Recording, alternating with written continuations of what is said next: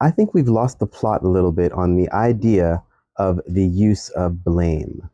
And worse, even though it's often said to be the opposite, I think this is a way that supremacy culture has gotten into us. Now, obviously, I understand that most people, when they feel that they are being blamed or shamed for something, will react poorly. That's obviously true. But does that mean that they don't deserve it? And I'm not coming at this from a carceral viewpoint, like people need to go immediately to jail for everything that they do. That is not what I'm talking about. I'm actually saying the opposite. I'm saying that part of being an abolitionist is understanding that there are supposed to be natural social consequences to actions. And if we're operating from a point of blaming or shaming someone is never a good thing, then that means that if someone is just inclined to do whatever they want to, they will always get away with it. If someone were to, like right in front of you, walk up to a random person and just get them right in the face, a good one, right? Would that person not deserve to be blamed and shamed for that action? And maybe the conventional wisdom, I guess, would be that you should approach that person calmly and say, hey, that's not okay. This is why we shouldn't do that, et cetera, et cetera.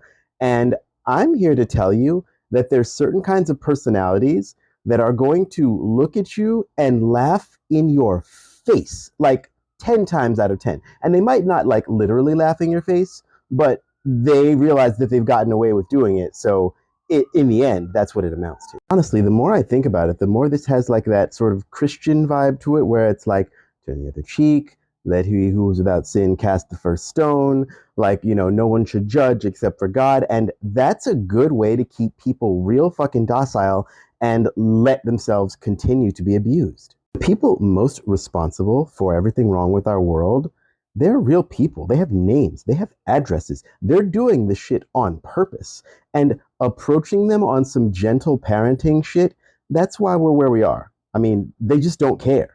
I guess the hot take is there are things about which we should be uncompromising, and we should not be willing to communicate gently, no matter who we're talking to, because it's not a gentle conversation kind of topic. It's not a thing that should even be a discussion.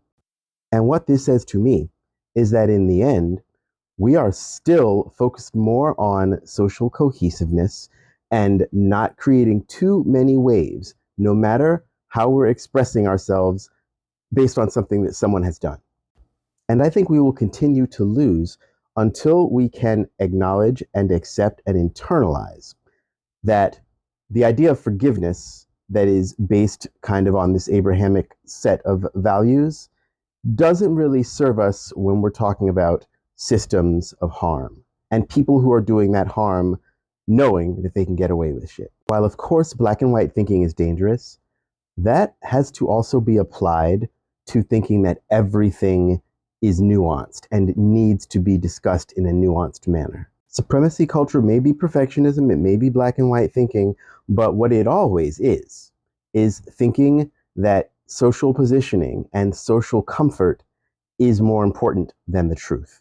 And that's what happens whenever we're not willing to call a thing or a person's actions, not the person entirely, but a person's actions for what they are in uncompromising terms. I don't know who needs to hear this, but you don't need to hear everybody out. You don't need to let everybody express themselves. And the final piece of this puzzle is power. Do your words, do your blame or shame or whatever, have the power to actively ruin or affect someone's life? Now, it might have the power to make them feel bad about themselves. And again, I will say it harshly. If they did a certain thing, they should fucking feel bad about themselves. It is what it is. If we are here for the protection of climate, for the liberation of people all around the world, for standing up for our queer people, for immigrants, for all the people in the world who are suffering, right? That means we have to be strident and uncompromising against the systems. Because my saying that Jeff Bezos is a piece of shit doesn't do anything to him. And you're saying to someone's face that if they are a supporter of genocide, that they are not a person that you can fuck with, and you think they're a bad person, that's something that you should say. Gentle parenting is called gentle parenting because it's for parents. It is not for grown-ass adults, especially not ones who show that they only respect power